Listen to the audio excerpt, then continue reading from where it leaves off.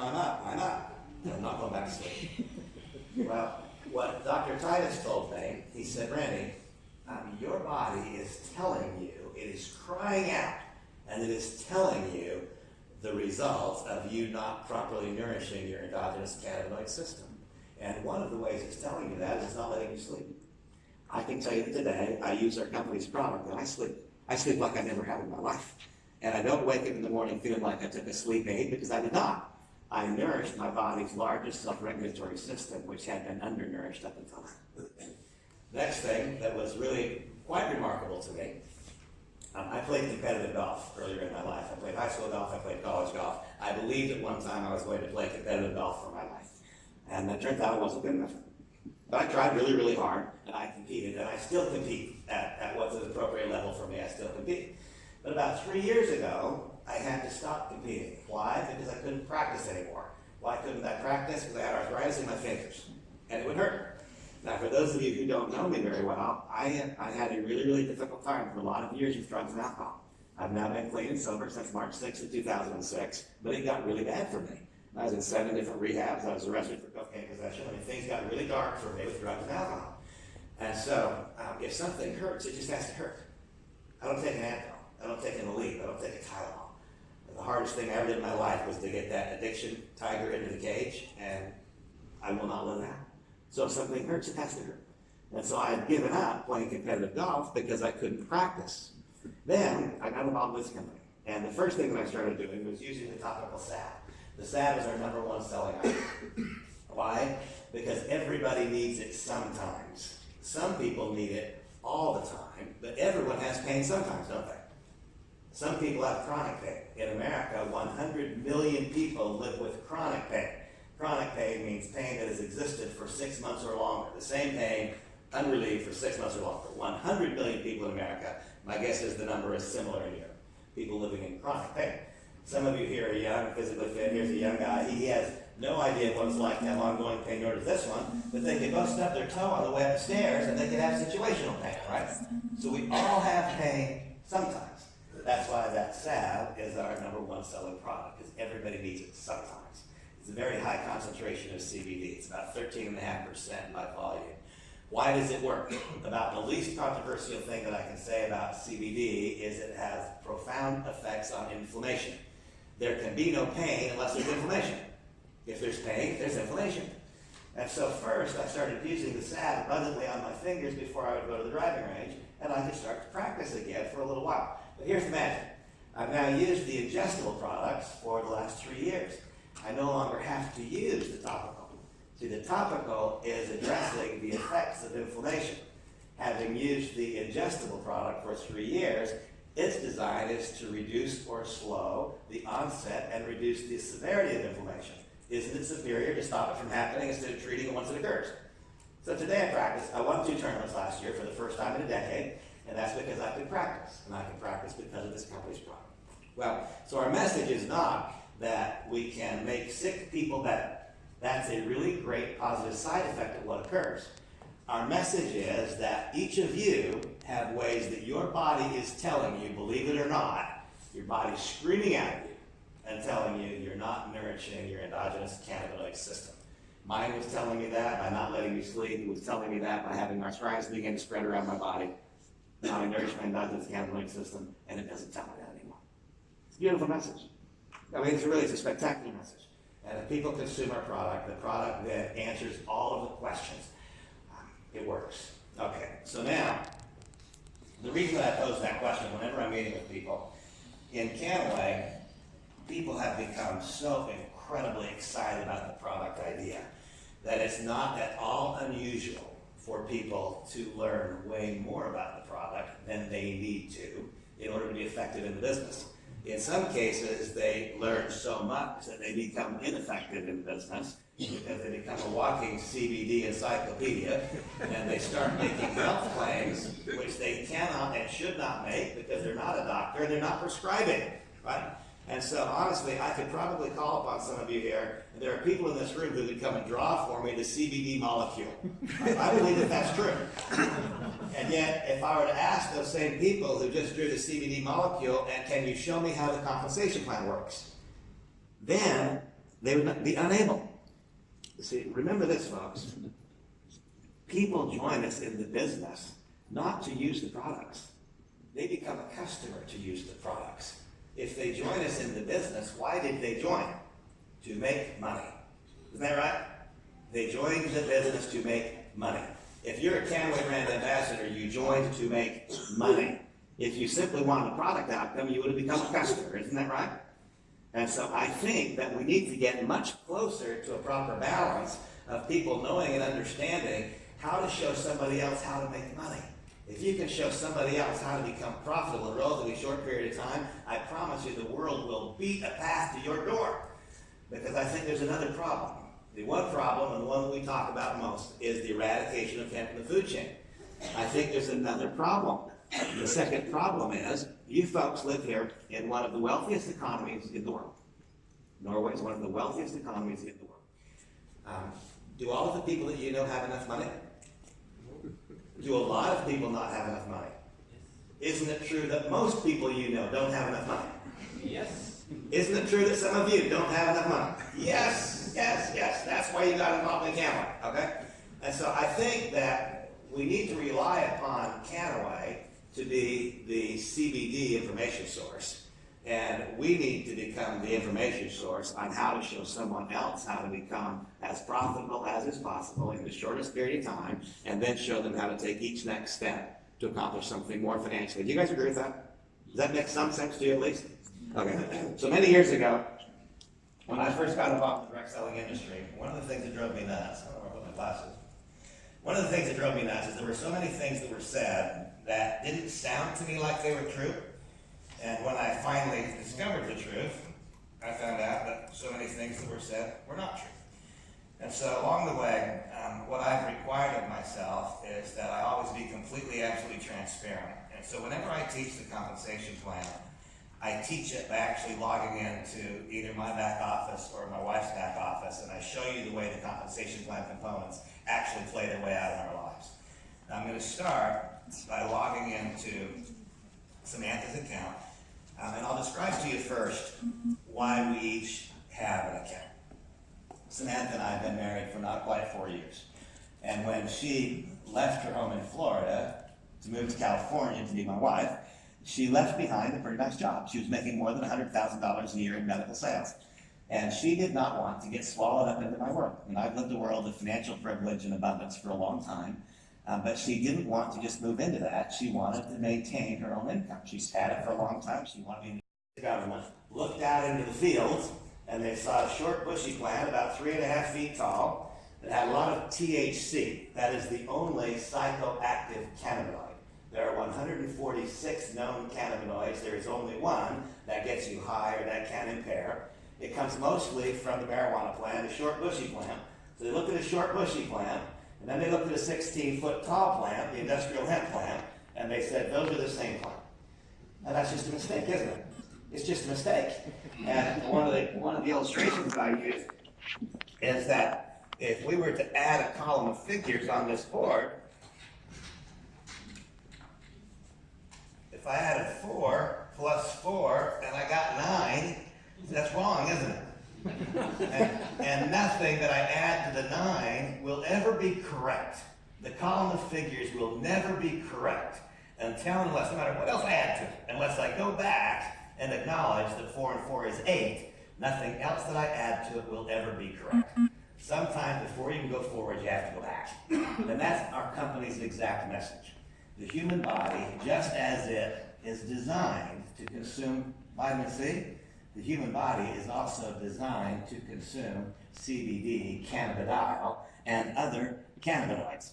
When I was early in my introduction to the company, when I had no knowledge, really absolutely none, Stuart Titus, who does have the background, the credential, and the authority to make statements about our product offering, he said to me, Randy, I can prove to you that God himself intended for human beings to consume CBD. And I said, my gosh, that's a crazy statement. How can you prove that? He said, because, Randy, a mother who has been completely abstinent of all forms of cannabis throughout her pregnancy will nevertheless have naturally occurring cannabinoids, including CBD in her breast milk. Literally the first thing that a child consumes upon exiting the womb includes CBD. Now that's getting pretty close to home, to saying that God himself intended the human race to consume CBD, isn't it? That's pretty close. And I want you to know that there's a significant difference between vitamin C and CBD. A primary difference is that our bodies don't make any vitamin C, and so we have to consume all of it. All that our body needs, we have to consume it, we have to ingest it. Our bodies all make some cannabinoids, including CBD. Remember, there are 146 cannabinoids, 145 of them don't make you high. Our body needs them to function. You heard Yanni talking about the endogenous cannabinoid system. I'll come back around to that in a moment. Our bodies make some cannabinoids, they make some CBD, but they don't make enough. Endogenous cannabinoids degrade very quickly. They're created in limited supply, and they degrade very quickly. We have to consume, we have to add, we have to supplement to what our bodies make. Now, going back to this strange comment that Stuart Titus made to me, that he could prove that God intended for the human race to consume CBD. I said, well, tell me more, Stuart. And he said, Randy, we all consume cannabinoids all of our lives, but we don't all consume the same amount, or create the same amounts, and we don't create them in the same proportion as life goes on. For instance, women create more than men. The female body creates more endogenous cannabinoids than does the male body. And the time when a woman produces more cannabinoids than any other time in her life, it's when she is pregnant. Why? Because it's been proven that early fetal development depends upon having cannabinoids for the child to develop correctly. That, once again, is getting pretty close to home to saying that God intended for the human race to consume cannabinoids. Now, if today we were to eradicate vitamin C from the food chain, we know what would happen. There would be an epidemic of scurvy. 70 years ago, about 75 years ago, starting in America with the passing of the Marijuana Tax Act, and then the mistake spread across the entire world, hemp was eradicated from the food chain. Did you know that in 1936, cattle ate hemp? And so if you ate beef, you consumed CBD. In 1936, pigs ate hemp. And so if you had a slice of bacon, or if you had a slice of ham, you consumed CBD. Poultry ate more hemp than they ate corn. And so if you had a breast of chicken or a drumstick, a boiled or a fried egg, you were consuming CBD. And hemp seed oil was in every grocery store, and it was in almost every recipe. That's the truth. That's what it was like. In fact, there was a time in 1935 when every farmer in America was required by law to plant a portion of their acreage in hemp. The U.S. Constitution was written on hemp paper. The Mayflower sale was sales made from hemp. You could pay your taxes in the United States for the first 80 years of our country's existence with hemp. It was everywhere. So it was a big deal to completely eradicate it. So now what's happened? We're 70 years later, and there's most people who are walking around the United States and Europe today don't remember when hemp was in the food chain. They don't remember it. It's like if we took this out of the food chain, nobody saw an orange for 70 years, or if you did see one, you were told it's bad, it's bad, it's bad, it's evil, if you use it, you'll die, or you'll go to jail. That's what it was like, and so now suddenly we've got this orange, and we have to re-educate the world and tell them, no, it's good. Just try it. It's good. It's not bad. It can't hurt you. It might help you. It cannot hurt you. That's the same thing that we're doing with reintroducing CBD and reintroducing hemp to the food chain. Now, there was an unintended consequence when it was eradicated from the food chain. Some of you in here are my age. Some of you, not many. I'm 61 years old, so I'm older than most of you. A few of you here are as old as me, and one or two of you might even be older than me. Those of you who are my age, I want to go back to you guys. You guys are my age, probably maybe more. I want you to remember your childhood. Think back to when you were in 3rd, 4th, and 5th grade. And tell me, how many children do you remember who had autism? Can you think of one? Do you know why? Because autism is a modern condition. It's because it didn't exist when you were in grade school, and so you couldn't remember children who had it. It is a modern condition. It is not a historic condition. Something went wrong. Today, there's a major problem. There once was not a major problem. Something went wrong. I want you to think back to when you were in grade school and tell me how many children you remember who had epilepsy. Can you think of even one? No. Why? It's because epilepsy is a modern condition. It's not a historic condition. Something went wrong. Now, we don't believe that the only thing that went wrong was the eradication of hemp in the food chain, but we think that was a huge part of what went wrong. And all of the well-intended men and women of science and medicine, when they continue to add to a faulty equation, don't get the correct answer. We believe that they can get the correct answer if we correct the error and add CBD back in the food chain. It's a simple message. It's a really common sense message. Before I leave this line of thinking, though, I want you to also think back and tell me, how many children do you remember when you were in grade school whose grandparents had lost the ability to think? There were none, were there? There was none. You know that Alzheimer's disease didn't appear in medical journals until 1975. That is another modern condition. It is not a historic condition. Something went wrong.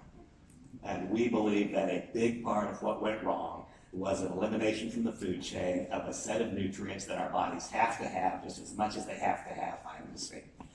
And so our simple message to the entire planet and to the people of Norway is that our bodies were designed to consume about 50 milligrams of CBD per day. That's how much we consumed before hemp was eradicated from the food chain. And so for a person who is lucky enough to be in good health, we believe that he or she should consume 50 milligrams per day, the same as you did before it was eradicated from the food chain. And if a person has a substantial health challenge, then we believe he or she should consume more. That's our simple message. Now, when I learned these things, I had an immediate incorrect perception. That, oh, epilepsy is a modern condition, and autism is a modern condition, and dementia is a modern condition. And so I made an incorrect leap in my mind. Oh, so our message is that we can help sick people get well. That is not our message, folks. Why? Because we offer our products right here in Norway as food. We don't offer them as medicine. And if we're offering our products as food, then we cannot claim to treat, cure, or mitigate any disease. We simply offer our products as food, the very same as if we were offering you this orange. That's the way it is. And so our message is not that we can help sick people get better. Our message is that we can help healthy people experience life more vibrantly and live it more abundantly. We believe that we have a really, really great chance of changing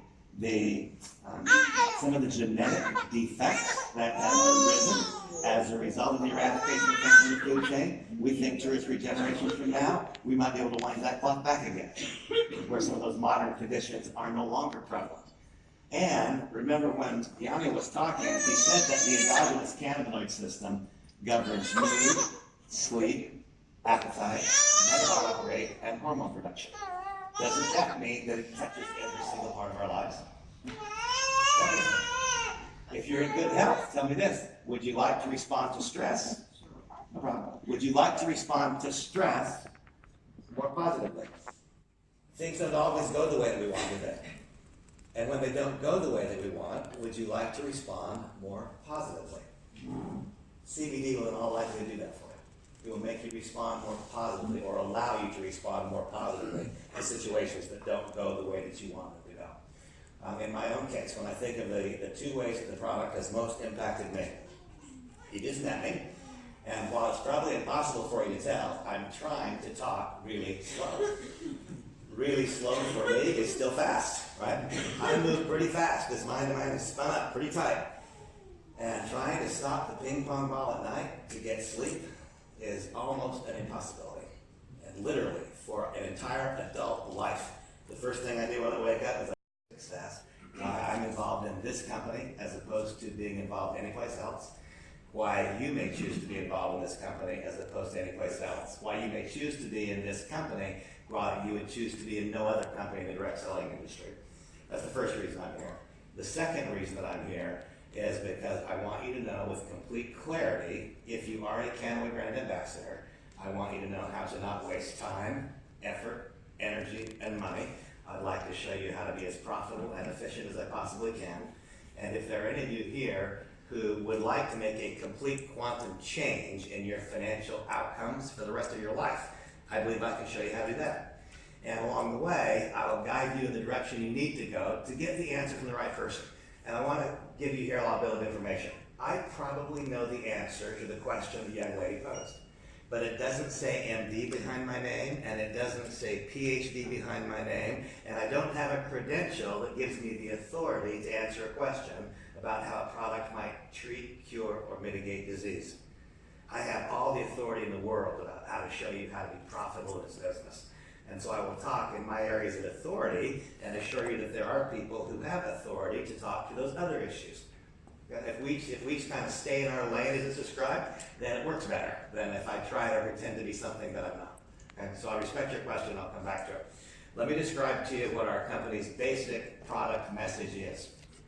I live in Southern California, and where I live, it's a desert climate, it's a desert environment, and we have citrus trees there.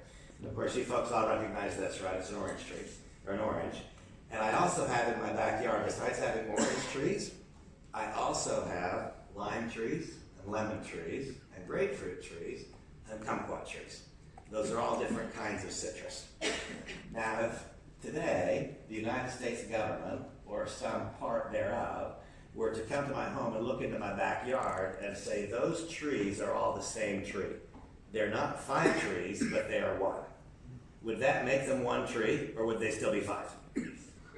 They'd still be 5, wouldn't they? That would just be a mistake. That's what it would be. It would just be a mistake. A lemon would still be a lemon, and a lime would still be a lime, and a grapefruit would still be a grapefruit. Now, if the United States government took it a step further, and they said, not only are they all 1 tree, but they're all bad. And so we're going to require you to dig them up and burn them. And we're not going to allow you to have the fruit off of that tree anymore. Then something really difficult would happen. The difficult thing that would occur is this. The human body was designed to consume vitamin C, and it doesn't make any.